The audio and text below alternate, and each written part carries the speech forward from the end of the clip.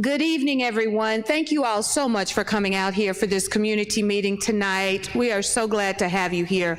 My name is Andrea Williams, and I handle communications for the school district. And tonight, we're going to talk about the Career and Technical Education Project. We're going to have Mr. Rob Smith, who is the Director of Career and Technical Education, who's going to talk about this. And also, we're going to have Superintendent Dr. John Mark Kane. And after they lay out the project, some information about it, we're also going to update you on the status of what's going on here with storm recovery at Clarkdale. Then there will be questions. You can ask about the project, you can ask about the upgrades at Clarkdale, and we will have a podium there with a microphone so everyone can hear your question. So if you will pick that up when you come. We're now going to start with Mr. Rob Smith. You're going to do Dr. Kane first, and then we'll have Mr. Smith talking about the programs. Forgive me. Dr. Kane. All right. First, I just want to say thank you all for coming out here tonight, and I know that you're here because you care about this school and you care about this community. One of the strengths of Clarkdale is the sense of community and the parents and the involvement that you have here.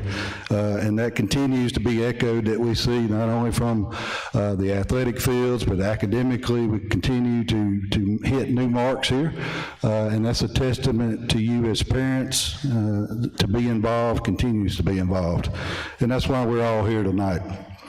This is our third community discussion update. Obviously, there's a lot of discussion about the bond issue that we have going on October the 3rd. And then also we have owe you an update about the status of Clarkdale from the April 22 tornado activity that we've had. We're going to start with CTE tonight, and then we're going to work our way through the updates here at Clarkdale, and then we're going to conclude with a Q&A session. And that way, if you're here for one portion and you have commitments, you have other commitments, you do what you need to do, but we want you to leave here tonight with your questions answered. If you do not get the answer, you can obviously reach out to us and we can try to provide you an answer. We may not know the answer. But we want to try to get you the correct answer. So we're talking about CTE and what we see in our county today. We want to kind of back up a little bit to how this discussion started in Lauderdale County. Back in 2018, we had a strategic planning meeting that had over 2,000 respondents on the survey.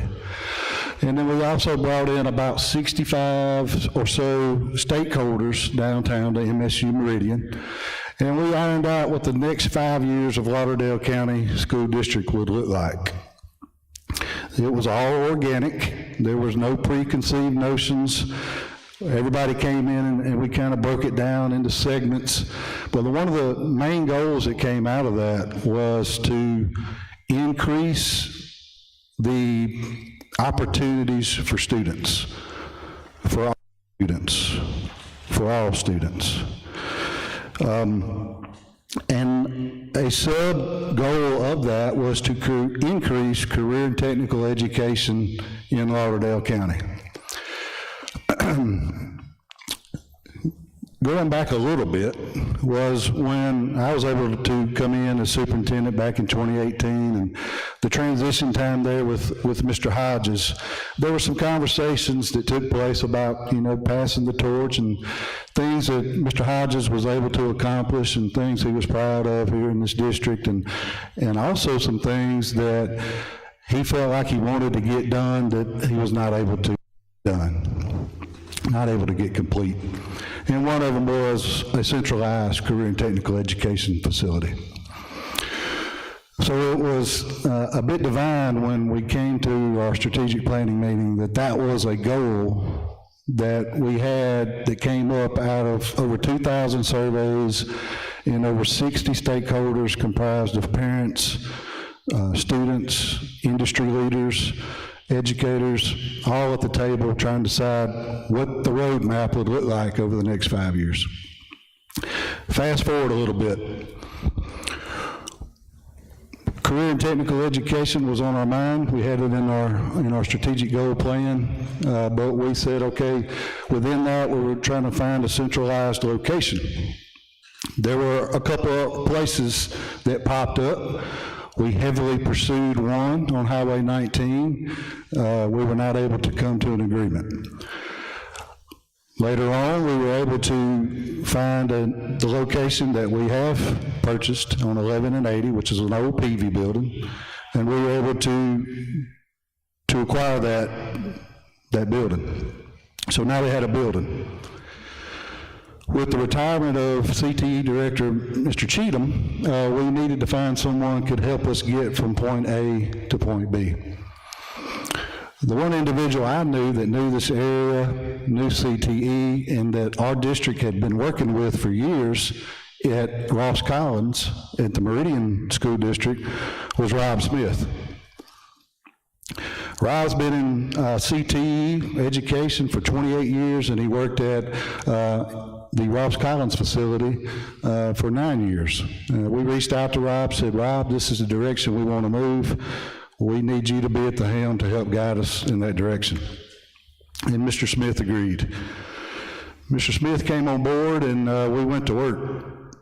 We started talking to local industry. We started looking at data that was being produced by different organizations. Twin Districts, Accelerate Mississippi, which is Governor Reeves' economic development wing that you see making strides around the state, investing in workforce and career and technical. We looked at that, we had these conversations, and we kind of narrowed down our focus of what we want to try to do at the center, what opportunities we wanted to provide students. We had somewhat of a plan together at this time. We knew generally what we wanted to do, and so we were also aware that there was additional monies coming through Jackson from the federal government, with different monies coming from the COVID-19 pandemic, ESSER money that you've heard of. These one-time monies that the feds were pumping in to states to try to stabilize the economy and other things.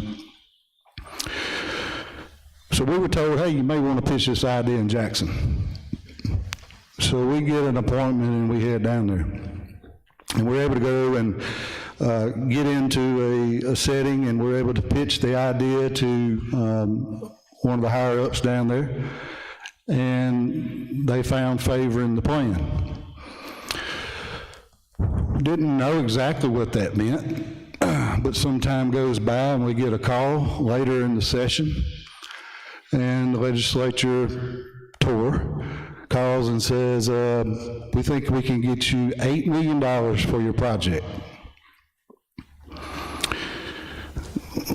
Guys, ladies, I was floored by that number. That was not expected. Just in talking with people around the state that have got appropriations for these type projects around the state, most of the numbers were typically in the $1 to $2 million range. There really never been any type of this magnitude for a project like this. So some time goes on, and sure enough, the governor signs the bill into law, and the appropriation is set.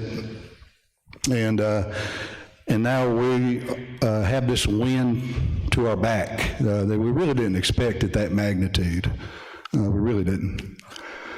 So now we've got $8 million, and we've got this idea, and we say, okay, we've really got to start getting into the nitty-gritty of the planning phase. Really starting to put ideas structurally on paper. And so then again, Rob continues to work. We hire an architect. We get to work trying to lay out which programs deem necessary, which ones we see are future driven, which ones are going to provide future career and pathways to our students, and we move forward. We get to a situation where we're really in the weeds on this project, and then some time goes by and the architect completes the plan, and we come to the table, we meet, and we now have our plan. We always had a plan, but we didn't necessarily have a price. We had $8 million to our back, and now we had developed this plan with these programs that we've identified. We've had conversations, we've had talks, and now we're sitting here with this project. And I go to the board and I say, we've got a project ready. It's ready to go out. I said, but there's one problem. It's a big problem. We're going to need an additional up to $12.5 million based on the architect's estimates. Well, what does that mean, Dr. Kane? Well, that means we're going to have to look for a fund source. Well, what fund source is available? The only way I know to do that would be through a bond issue. What does that involve? Well, we can contact those professionals that do this for a living and we can find out. We come back and we say, well, this is what we have laid out in front of us. This is the process. This is what we have to do if this is what we want to pursue. And the consensus was, well, let's pursue it. Let's let the voters decide. And that's where we are. That is how we got here on a pathway to this point in time. That's the logistics. But I really want Rob to take you through the programs itself and what we're trying to offer our students. Because at the end of the day, that's what this is about. What can we offer our students that we are not? What careers can we prepare them for? And then the question is, do we think it's the right thing to do? Should we do it? What futures are we creating and what pathways are we currently limiting by what we can do currently? If you see around the state of Mississippi, we see a lot of different communities growing. We see the Gulf Coast exploding. You see Lowndes County exploding. You see Hernando, DeSoto area exploding. You've got a new industry moving into Clark County. So how can we help develop our students to obtain those careers that are paying monies that guys as a 19-year-old, 20-year-old, and 21-year-old, they're being offered because of having skills. Skills. And so that's what this project is about. That's what this is about, offering our students opportunities that they currently don't have in a way that we, each four corners, think this is what we need to do to provide for our students. And so that's where we are. I want Rob to lead us through some of his testimony and the process that he wants to share with you in these programs. And then we're going to update, because I know there's a lot of questions. And again, I want to try to answer all those tonight before you leave. That's why I'm great. We've got a great group. I'm very, very happy to see that. And then we would do any Q&A again to make sure that we're sharing the information that we have with you. So I'm going to turn it over to Mr. Rob Smith. Thank you, Dr. Kane. I just want to echo what he has said about what a great group it is, and thank you so much for being here tonight. I'm going to be honest with you. On my way over here, you would have thought I would have been thinking about what I was going to say tonight, but I was actually thinking, and to back up on that a little bit, when you work for the district office and you're working in all four schools, you have to be careful what colors you wear and what school you go to. Do you know what I'm saying? And I got to thinking, I'm a Mississippi State fan, and I could condense my closet a whole lot if I just become a full-fledged Clarkdale Bulldog fan. You know what I'm saying? Because when Mississippi State's not doing well, guess what? I can wear a maroon that says Bulldogs, and what kind of season are we having now, you know? Can I get a Go Dogs? Okay, all right, thank you. Well, look, y'all, thank you again for the opportunity, and I'm gonna be as brief but as precise as possible to use my words in the best way to kind of give you the vision of this project. This project specifically has been planning for 14 to 15 months now. And I need to share with you a little bit of my history so you know where my heart is and where we're going in this vision. Real quickly, I had a great high school experience. By the way, this area is home for me. I grew up in the edge of Kemper in Lauderdale County, right over the Kemper line, a little community called Blackwater. You may have heard of it. Went to school in Kemper. Great experience there. But not one time did I ever have anybody talk to me about what is your passion, Rob? What do you wake up in the morning? What makes you tick? What is your career plans? What are your goals as you are moving forward? When I graduated high school, the only thing I knew I didn't want to do was go into education. Been in it 28 years now. Go ahead and laugh at that. But that's the only thing I knew I didn't want to do because my parents were educators, my grandparents were educators, aunts and uncles, they were all educators, and I wanted no part of that because I saw what happened, when they came home and the stresses they had to go through. Long story short, I had a guy at East Mississippi Community College pull me to the side one day and say, "Look, Rob, I see where you are. I see where you came from. You came from a farm. I know you like working with your hands. You just seem like you're a lost fish here in college." I said, "Dr. Warren, you couldn't be any more correct. What can we do? What do we need to talk about?" Well, he showed me, opened up a catalog and showed me a degree at Mississippi State that was carpentry, forging, welding, I mean, the whole works. I said, that's me. That's me. Why couldn't we have had that conversation in high school?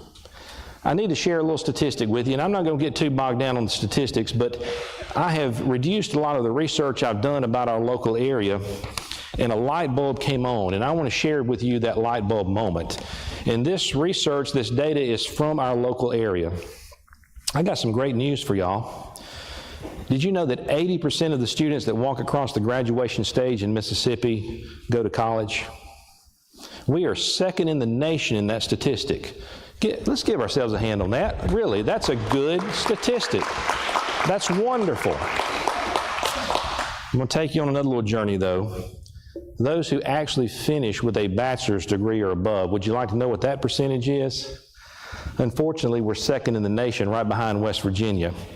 30%. 30% actually finish with a bachelor's degree in the state of Mississippi. So we've got 80% that are going to college, 30% that are finishing. So what's happening? Well, what's happening is just like my story that I told you. In college, they told me, well, go to college and just figure it out. That's what the conversation was from my counselors. Go on to that next level and figure it out. Well, there was only one class that I failed in college, and I'm not too ashamed to tell everybody this. I got to my first day of college and opened up the catalog, and I knew I had to take all the college algebras and all that kind of stuff, but I took a course called Farm Economics. I thought, oh man, this is me. I come from a farm. This will be a SOP course elective. No, sir. I failed that class because I didn't realize how much went into farm economics and the weather and all those patterns. And here I was floundering around in college and had no idea what I wanted to do. And I almost became that statistic. Almost. But a guy saw interest in me and had a conversation. Okay? Well, I ended up spending about 5 years in college because I changed my major 2 or 3 times. And that happens a lot. And some of you parents might be shaking your head up and down thinking, yeah, my young'un spent a little bit too much time in college, couldn't find that passion, couldn't find it right away. So let me talk to you about our local area and the workforce here locally. 21.5% of the jobs in our area require high skill. You remember that statistic I gave you about the students that are actually graduating from college, that 30%? Only 21.5% of the jobs in our area require that skill. You know how much we have 30% coming out, okay? Now think about that for just a minute. We have a lot of students who are going to college, coming back here with higher degrees, and they're not finding jobs. So most are, but a fourth of them are not, and they're going to other places like Gulfport and those places that Dr. Kane mentioned. Here's another statistic. 9.6% of jobs in our area require low skill. That's graduating high school, walking right out of high school with no career technical training, no national certification, anything. In our area, 39.8% of the workers are available in our area in that one. So we have completely a flooded market in low skill with not enough jobs.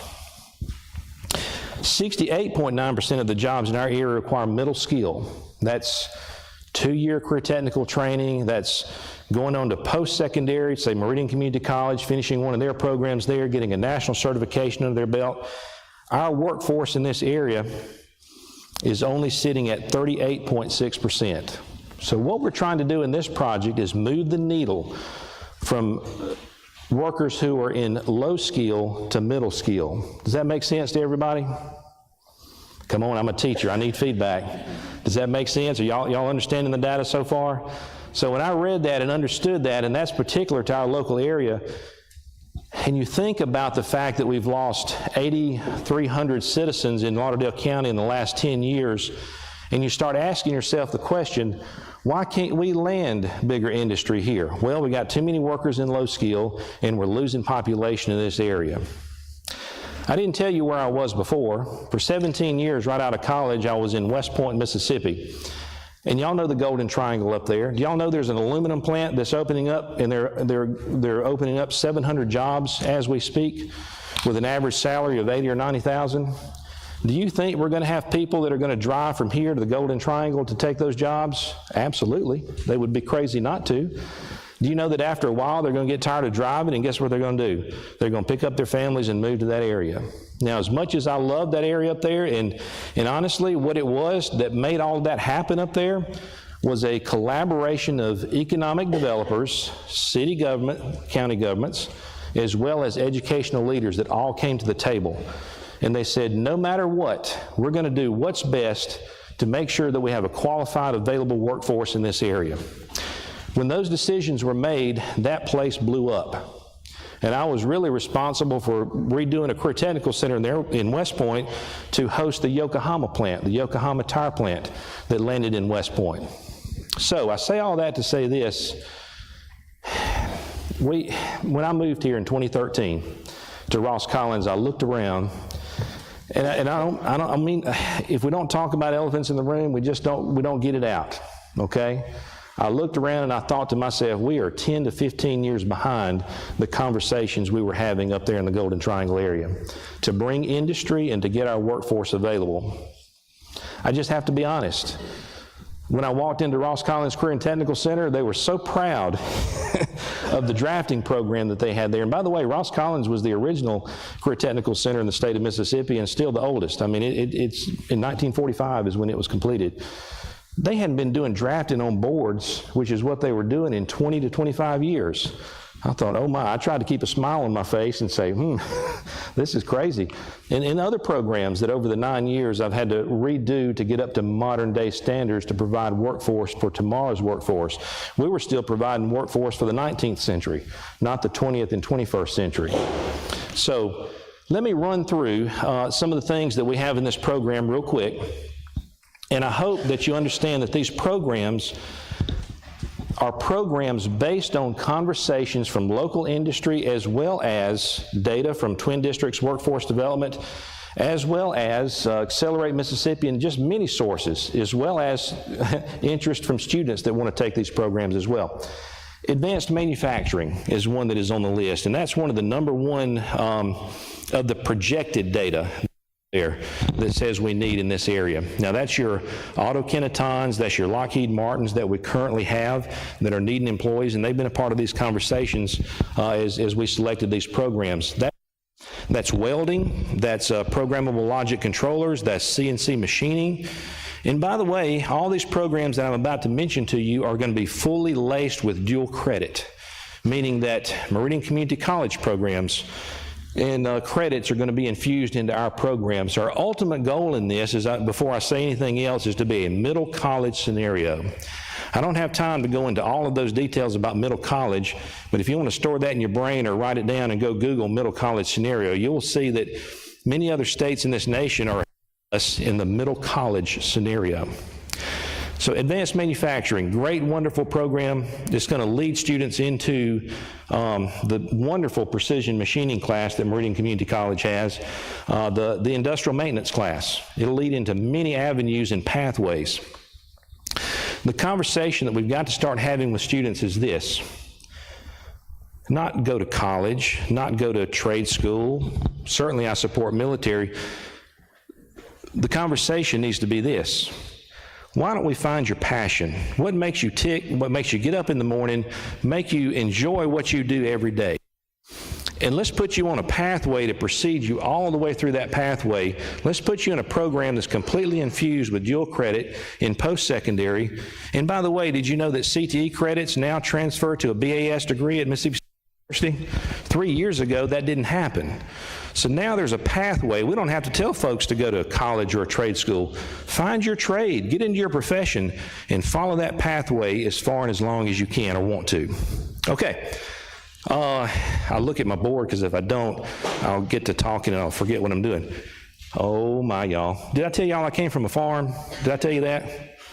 Do we have students in Lauderdale County that live on farms? We do. Agricultural Power is a program that we're going to put in, or it's proposed that we put in. That conversation happened as a result. Actually, there was a program that we replaced that one with originally. We were going to put in transportation logistics because that's what the data said was coming up, okay? But as I was walking around talking to our local industry, I walked into Parish Tractor, and we talked about the ACT work keys, and our students are taking it, what it meant for credentials, all that kind of stuff. Long story short, as I was walking out the door, they said, we want to put in a training center here in the southeastern United States. I said, well, we're building a center. We got a proposed center about 200 yards from where you're located. That story led into conversations with Kubota corporate. Texas folks came. I pitched the idea, pitched them over to Meridian Community College because they're looking about putting in a diesel program. I thought it would be a better fit there. Then as we got to talking, it was one of those pathways that we needed to create to get students interested in 10th, 11th grade and follow that pathway all the way through. So we're going to have an Ag Power program that is going to be sponsored by Kubota.